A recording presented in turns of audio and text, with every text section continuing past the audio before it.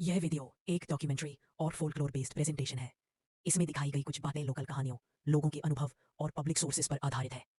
50,000 लोग जैसे नंबर्स का कोई ऑफिशियल गवर्नमेंट रिकॉर्ड उपलब्ध नहीं है। यह संख्या लोकल बिलीफ और पॉपुलर नैरेटिव से जुड़ी हुई है।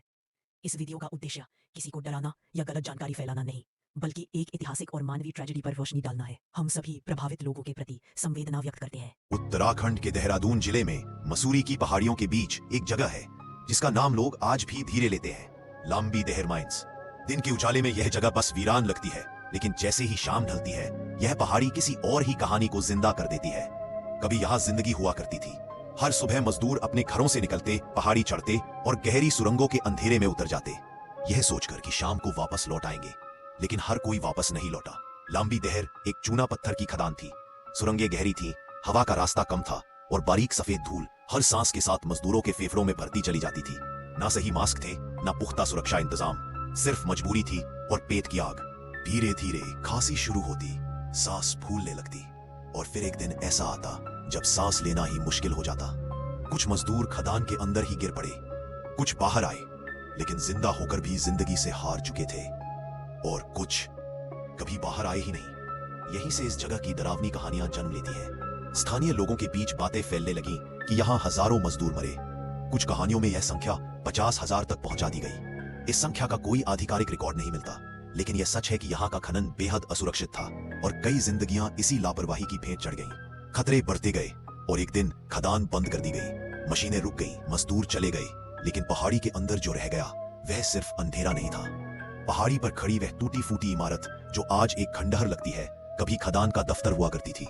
यही से तय होता था कौन अंदर जाएगा और कब। उस आखिरी दिन भी सब कुछ सामान्य लग रहा था। मजदूर दफ्तर के पास से गुजरे, किसी ने पीछे मुड़कर नहीं देखा और फिर अंधेरा उन्हें निकल गया। खदान के भीतर हवा और भारी हो गई, लाइटें कमजोर पड़ने लगी, खांसी चीखों में बदल गई और फिर सब कुछ अचानक शांत हो गया। उस खामोशी के बाद सिर्फ कहानियां बची। सालों बीत गए, जंगल ने खदान को ढक लिया। टूटी दीवारें, जंग लगे औजार और खाली सुरंगें आज भी वहीं खड़ी है।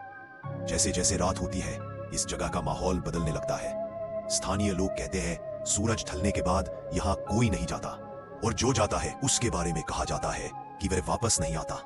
कुछ लोगों का मानना है कि जो मजदूर यहाँ मरे उनकी आत्माएं आज भी इन पहाड़ियों में भटकती हैं। कभी खांसी की आवाज सुनाई देती है, कभी कदमों की गूंज, कभी लोहे के टकराने की ध्वनि, जबकि आसपास कोई नहीं होता।